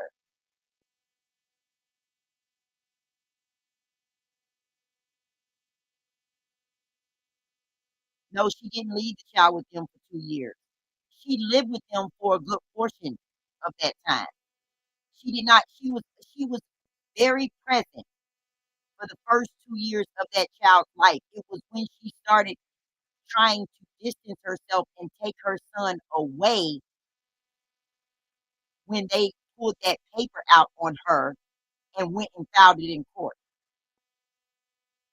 Up to now, up until then, it was Courtney was still supposed to be trying to help. They were Jason's godmother and father, and they just took a real big active role in the child's life. And she, like she said, she was working a factory job. She was working 12 hours a day, and she was trying to take care of her other kids, and she was by herself. Yeah, they painted a picture of drug use and dysfunction. Exactly. And again, considering that girl came to Cora Jakes for spiritual counseling, it's unethical to adopt your client's baby, to use the things that you were supposed to be counseling them for to adopt their child, to take their child. None of her other kids has ever been put in children's service custody. Don't even doing the case, like it was never children's services did not step in afterwards, even though that's what they were threatening her with, and she was afraid. And she was friends with these people, and she doesn't come from a background of money. She wasn't raised like Cora Jakes them, but she was in close proximity to them. So you can see if you're behind the scenes with these people, you can see what that type of power will. Money talks and bullshit run a marathon. That's right, her daughter.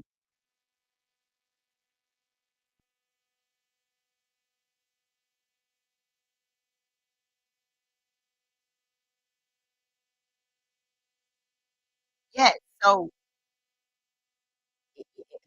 y'all, it's deep.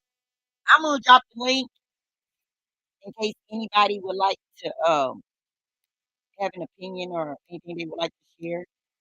I'm just presenting the information as I have it. It's interesting, but I'm telling y'all, take it from me, honey, these church folks are the worst folks, and I believe everything they say, and we know I also have heard that Cora Jakes Simmons does suffer from mental issues. They've had her she ha had has had psychological she's been in the hospital for mental issues before. Yeah, this is a lot. Valerie, please see my last message I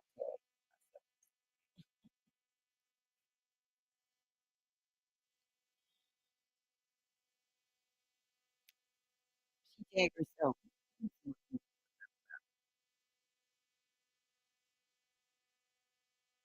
Yeah, so, it's interesting. I'm gonna play a little bit more. Let's see. Trey Scott, okay? We've had many conversations, and he said, didn't know that what the fuck they doing and what the fuck they do is fucking wrong.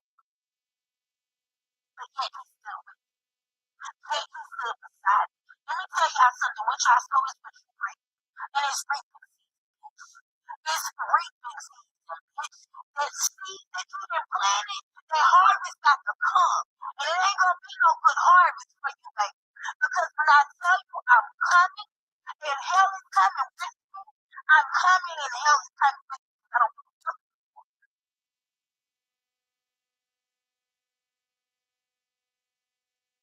Uh-oh. Why is this stupid?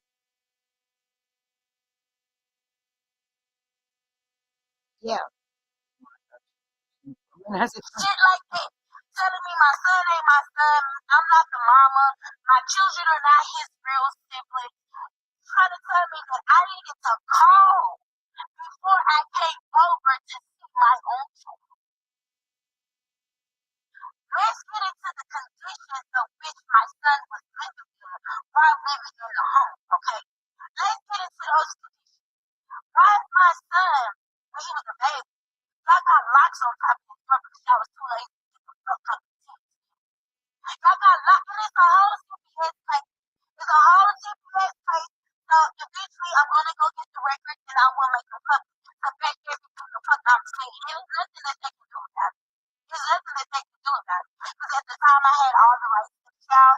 At the time Jason was still with me. Oh, did y'all hear her? According to her, allegedly, there was a CPS case, but it was on Cora and Brandon, not on her.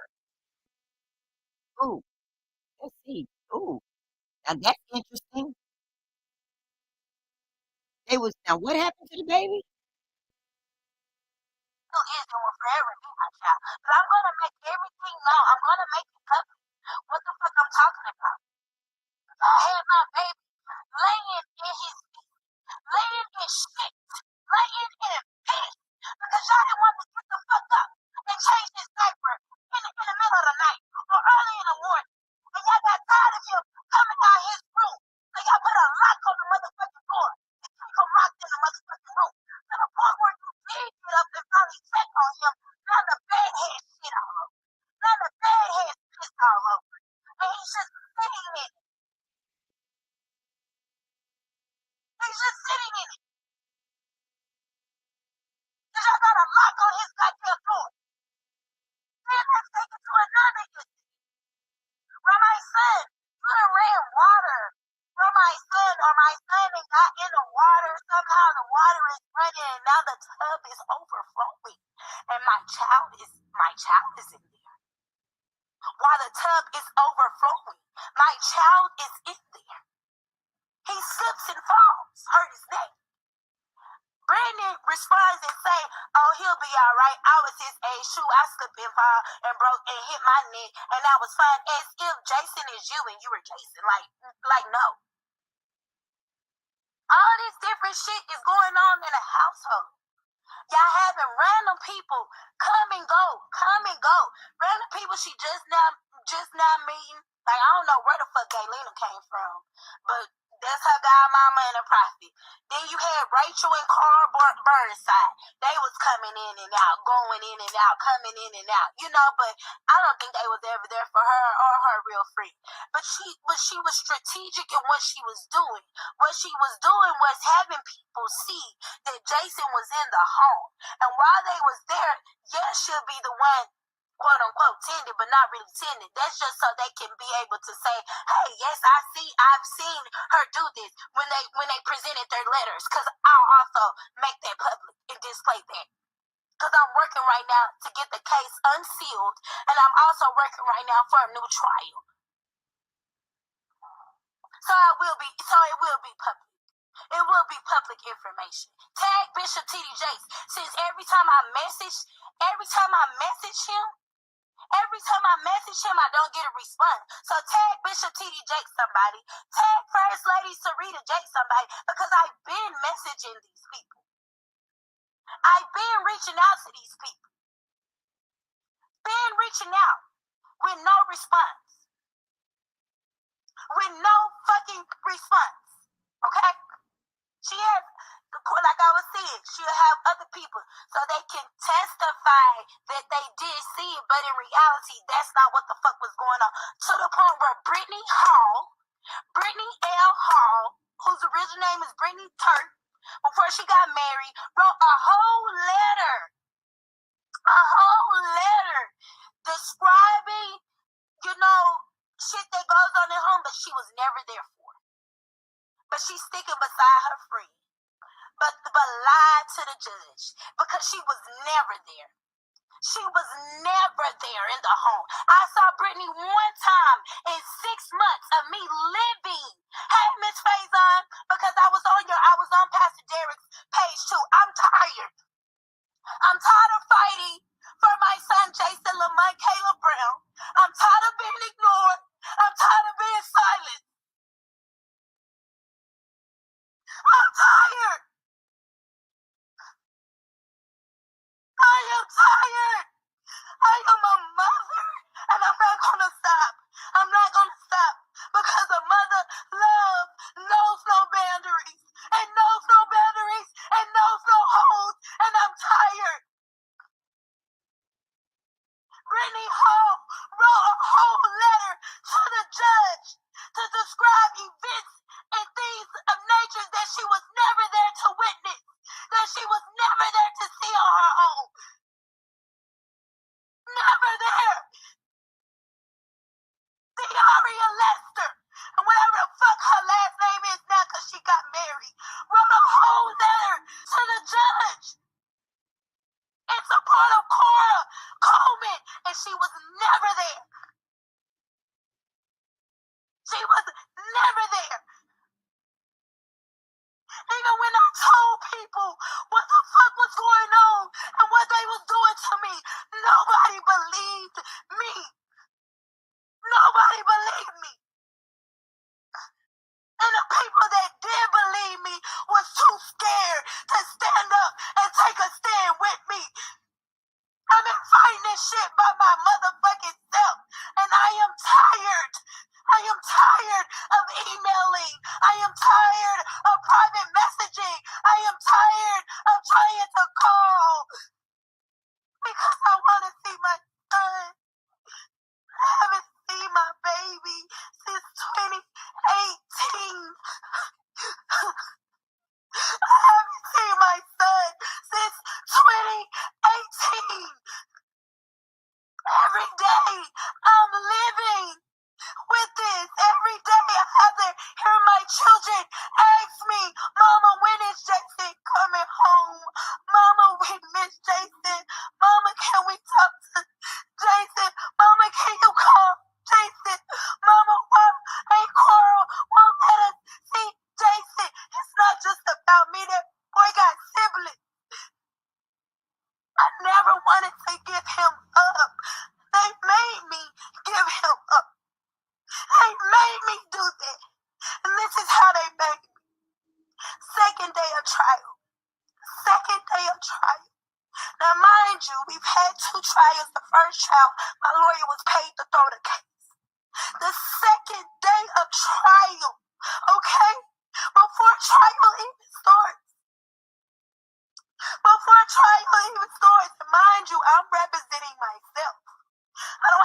lawyer. So I didn't have to study family law. I didn't have to study to make myself equipped. You know what I'm saying?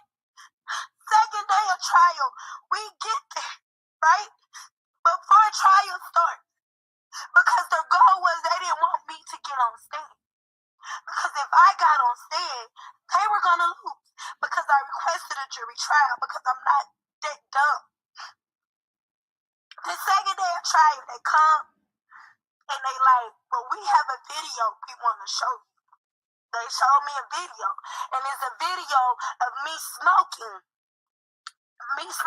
I'm going to say a cigar because it wasn't a video of weed being rolled into the cigar being rolled up. It was of me smoking a cigar. And for me, I felt like, well, shit, that's all the evidence they need to get me X'd out. And so they was like, well, it would behoove you to come to some type of agreement.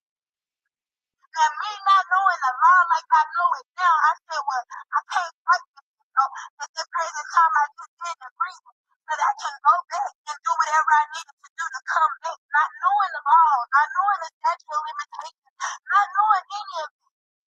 Well, because I needed to defend myself, and I didn't have anything to defend myself at that present time. They, the second trial, I was supposed to be ready to get more evidence. I was supposed to be able to go subpoena more evidence, and they took that away in the preliminary hearing. They took that away. The third lawyer lied and said it was a continuation of trial when it wasn't. Down to Shamai Kitchen giving everybody, all of Cora's close friends, gave statements, but none of them was there. None of them. So let's just keep it all the way, keep it all the way real, keep it all the way first. None of them was there. Okay, so yeah, this is deep, y'all. So I get so from what she's saying is that she was fighting for her son. They obviously she stayed with him for a little while, then she moved out. When she started to put her foot down about no, I'm not giving you my child, Cora pulled that piece of paper out, filed it in court. The girl contested it. She requested a jury trial. And the first trial, something happened. She said her lawyer got paid to throw the case. I don't know if he messed it up and it was they had to do it over. But she got in. Uh,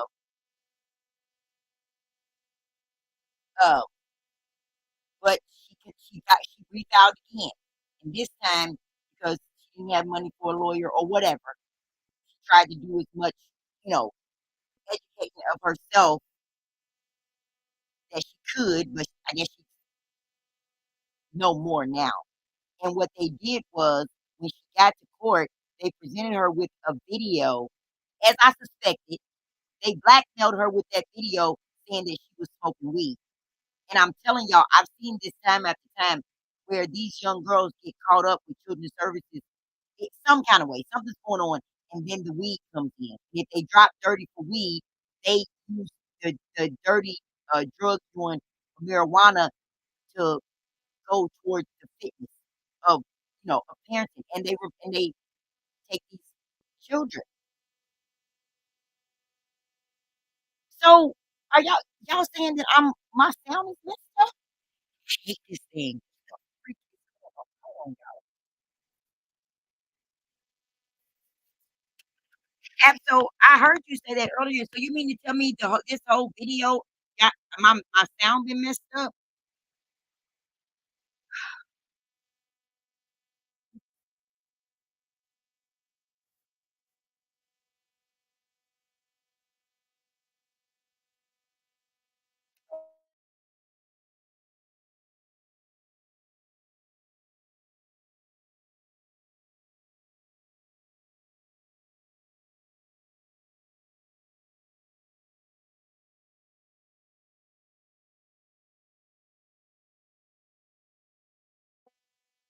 Okay, is it better now, y'all? Axel said I sound like I'm on a Nokia, honey. Ooh-wee.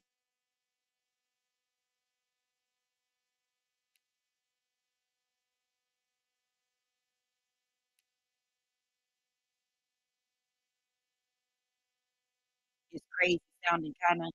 Is it crazy just for Ab-Soul? Anybody else got that crazy sound too? I wanna try to fix what that is. That'd be horrible on the playback, and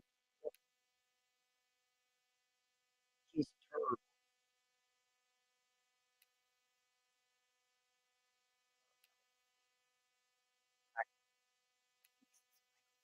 I got a case on my computer. I wonder uh, if that's messing with my sound.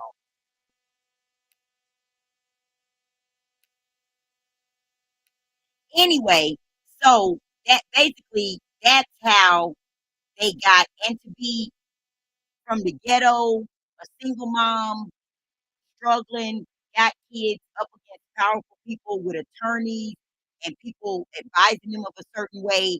I can see how she got, he got away from her, in my opinion. And it was pure manipulation. I don't care whether it was legal or not and whether she signed the papers or not. She's saying she signed them under duress. I, the girl, been speaking out about it ever since it happened. The baby was not adopted when he was 2 days old. This child wasn't adopted. I don't believe he was over 2 years old, which matches the girl's timeline. She said that, about 2 years in, yeah, they set her up. I feel like they set her up. They manipulated her, and they found him one. Cora, she had been trying because this is not the only case that I found of you know Cora trying to get people's babies. It's a lot of little chatter out there. Now it's all alleged, but if you go to her Instagram page and her social media, it's all kind of weird posts about babies and everybody else's babies and her baby. Hey, thank you, Kareem, for being a member. Oh, thank you, Miss Valerie.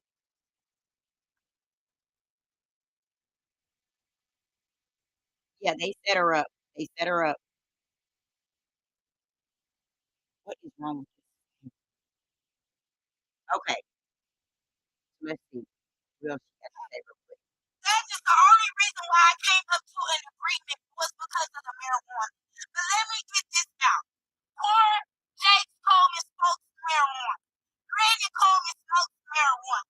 They would have me go get the marijuana for them. So I did not understand why they was trying to use marijuana against me in court to take my baby.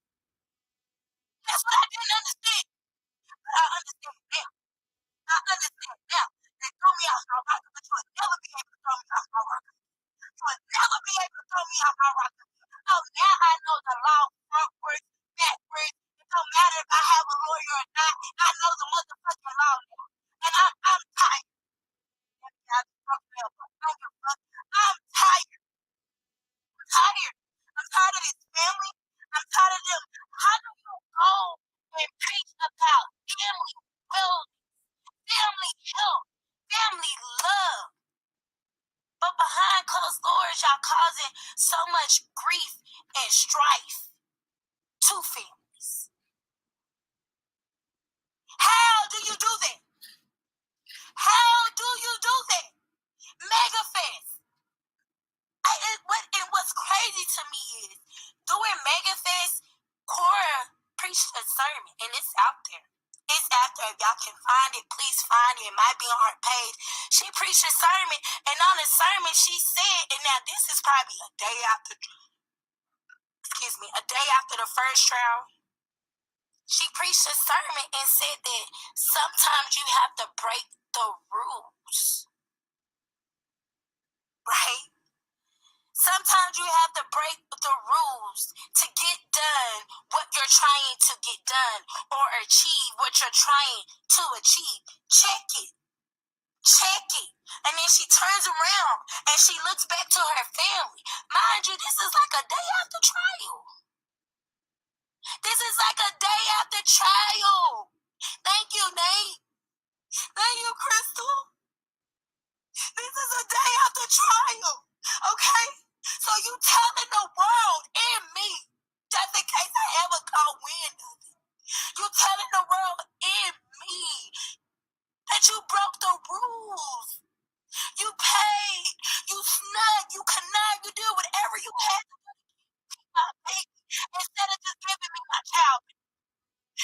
wouldn't be here today. To the point where Lisa telling me y'all will argue, and you would say, yeah, you gonna do it, but then turn around and renege and say no.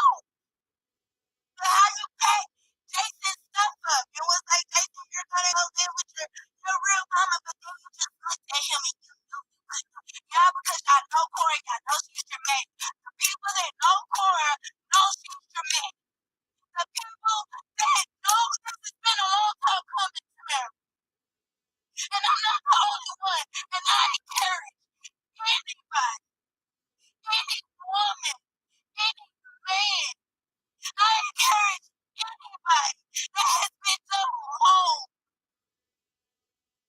that has been done wrong by this family to speak up. Speak up. Speak up. I will stand with you. I will fight with you. I will fight for you. We will fight together. Speak up. Speak up. Speak up. I've been quiet for so long. I gotta keep speaking because it's others. Do you hear me? I'm not the only one. I'm not the only one. I'm not the only one. I'm not the only one. Speak up to the point where, you know, after I had left Cora's house, she had this other little girl, 18-year-old girl. I don't know the girl's name, but I know she had a child. And she goes up to the girl and basically telling her the same thing that she would tell me. Now the 18-year-old girl was going through problems at home. Sometimes she'll run away. So she likes to prey on people that are struggling or going through things where she can manipulate the mind. Yeah. So, yeah, me too, her daughter, and that's why I first seen the story that too caught wind of it was Larry Reid. Um, yeah, so it's very sad on all ends. Like, I this this I cried too, Miss Valerie. When I first heard it, I was all tears, and even when I first started planning on here, I got a little teary eyed. I had to blow my nose, child. It's very unfortunate because church is supposed to be a refuge for God's people. Church is supposed to be where the sick can go to be healed, okay? Not to be preyed on. And just because these people can get away with it and they use the court system to finagle some shit don't mean it's right. It's dead ass wrong. And should nobody be standing by saying that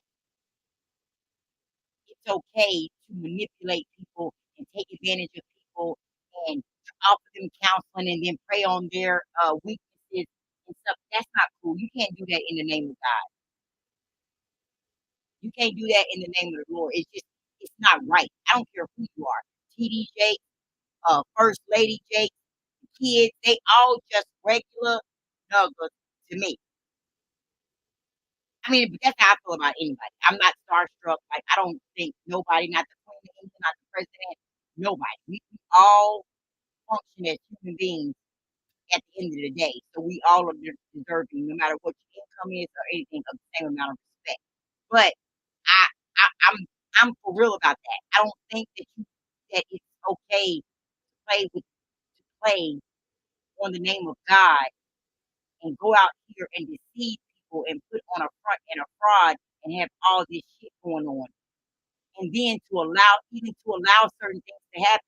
Because if this did happen, then Bishop Jakes and Sarita Jakes, they should have been trying to correct this situation, in my opinion. But hey, different strokes for different folks. But anyway, y'all, I dropped the link to see if anybody wants to come up and share. We're coming up on 2 hours. That's not 2 hours, y'all. Um, I am off. I was thinking about doing a members only live tonight. I think I am going to do a members only live tonight. So if you guys are available and you guys are members, please, uh, watch out for the notification. I'm gonna schedule the live, and we'll just keep it tonight in the members only, and we'll talk about some things, that I wanna talk about.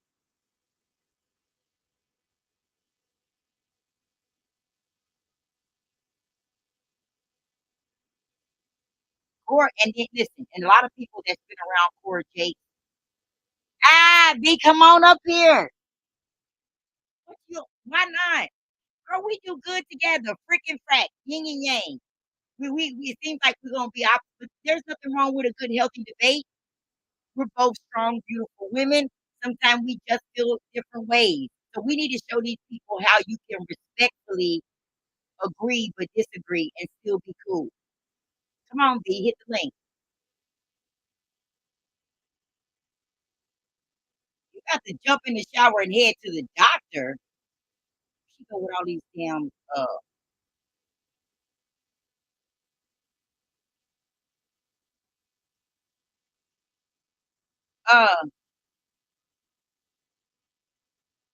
I don't think you got no guy. Dang, you are having them babies. You got another prenatal appointment, girl. He just don't want to come up. That's okay. I'm gonna come back on the members only live. Yes, we're praying that the Lord has again. I thank you guys. She don't say fight, sweetie. It's only because VP Lenore always wants to give some dignified, some politically correct answer to everything, but everything ain't politics. Some shit it just is what it is. You know, VP Lenore is the HR representative, honey.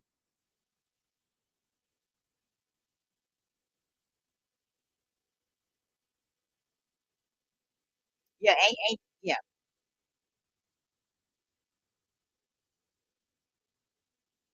Some shit it just is what the fuck it is, honey. That's all. You don't know what that's fancy. You are so in the chat. Yeah, good commentary and very controversial. It is. It is. It is. I've been looking at things. I kind of like these kind of conversations. So if y'all like them, please, please, when y'all see the notification, come on over. I'm going to be talking about more stuff like this, plus stuff together for my blog. I told y'all that. But I like current events. Like I'm an opinionated person, so I always got an opinion about something. So we will definitely be doing more of this type of content. I like it because there's so much more to explore. And I thank you guys for allowing me to be me, uh, and allowing me to, what I'm saying, to grow with you guys and to present different type of things on the platform and for you guys to continue to engage with me through this process. I so appreciate it. Our core bunch is always here. It ain't a lot. Thank you, Miss Grace, for becoming a member. We always have our steady. At this point, I know about what the chat means will be in the chat, and I really, really, really appreciate y'all for that.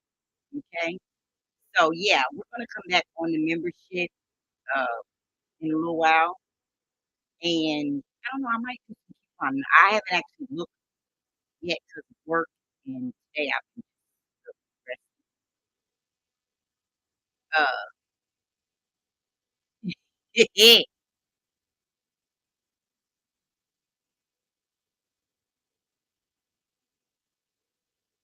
what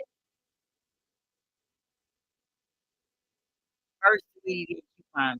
Yeah, I appreciate you guys being here, and we're gonna like I said, I always got an opinion about something, and I think yeah, these type of lives are better suited for me. Okay, and so if you guys enjoy the content, like I said, come on back. Or you don't have to ask me to do it. Ooh! Thank you guys. All right, I'm gonna go ahead and we're gonna get on up out of here. Y'all, if y'all have not hit the like button, please go ahead and hit that like button on your way out if you didn't do it on your way in. Thanks for joining this conversation with me today. I so appreciate y'all. And again, keep your notification bells on so you'll be notified when we go live again. Thank you guys. Keep Denise, put your cards up. I think the last couple lives, I think I might have been slacking on that. and then when I woke up and came back, it was carts all over my shit, okay? I need y'all to put your carts up. Don't just leave. We all went shopping today in here. We all was in here shopping. I need somebody to put the carts up.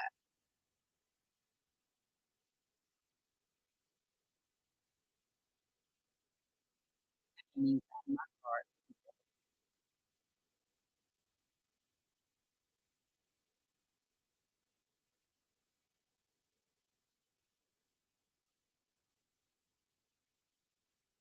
Oh, I found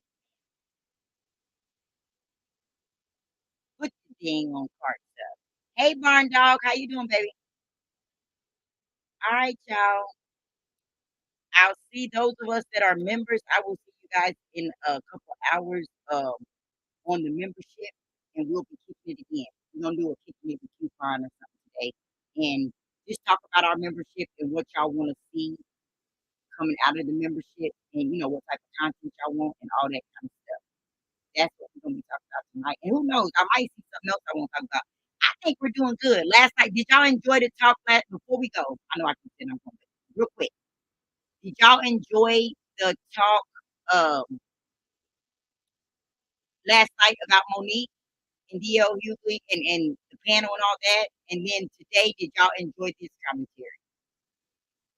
Just give me some kind of feedback on how y'all felt about it so that I'll know to try to keep giving this type of content if this is something that y'all think that y'all would like to see.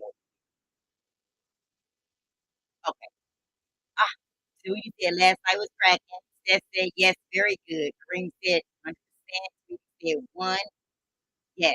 Okay. All right, y'all. Listen, we might be finding our stride, y'all. We're just gonna go with it, right? It seems like once you get focused on yourself and uh once you get focused, yes, okay, and that's how I feel, Miss Valerie. Once you get, oh Lord, Kareem got a problem. Once you get focused on yourself, uh, you can you can start to branch out and do other things and see what works for you. Miss Valerie said anything with visa. What is the problem you got with me, Kareem? What did I do? Did I say thank you, Kareem, for being a member? Did I not greet you? And B can be the devil. She's always gonna be the devil's advocate. Always. If I say black, be the Lord gonna say right. Oh Lord, we're gonna discuss it tonight. You mad? What did I do? Oh man. Thank you, Miss California Girl. She says, I love this content. Yes. So good. I'm glad you're on track. We're gonna keep going, guys. And yeah, I'll see you guys tonight. Those of you who are not a member who may be in the live that maybe want to become a member, uh, click on the join button on the page. I don't ask you for no link. I still don't know how to drop the membership link, but it is on uh, the page. Go to the go to coupon there from the main page. That's where I see that. And if you're on your laptop, you can go to the page as far as I know. Okay. So anyway, thank you guys. Oh yeah. And Kareem, we got a bone to pick with you. Thank you, Tweety. Tweety always, um, Tweety always come through um, and remind me, honey, your hands ain't too clean either, cause you've been lacking. Mhm. So while you get me, I'm gonna pick a bone with you tonight. Fix my sound. What? I do not know. Uh-oh. I do not know what's wrong. Hold on, y'all. Before y'all leave, let me. I'm gonna take this cover off the back of my computer and see if that. Hold on, if it's covering my speaker. Hold on a minute. I don't know. I can't imagine what's causing. It's this MacBook. I'm telling you. I never should have bought this thing. I never should have bought this damn thing. Okay, so I took that I had a cover on the bottom of it, right? So now I took the cover off. Does it sound any different? her daughter. Valerie said my sound is fine.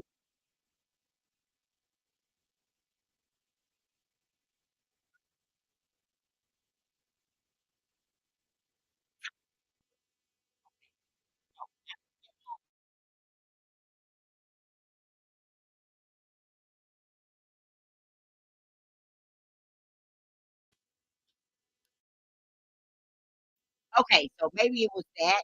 Maybe it was vibrating off that thing, so I took it off. There was like a little feedback when we talked, like a talk. Yeah, I think it might have been. It's a hard cover up under. I don't know what it is on this thing either, but I think that's what it might be. Is it still a little soft hum? Okay, all right. Stephanie, we getting off now too.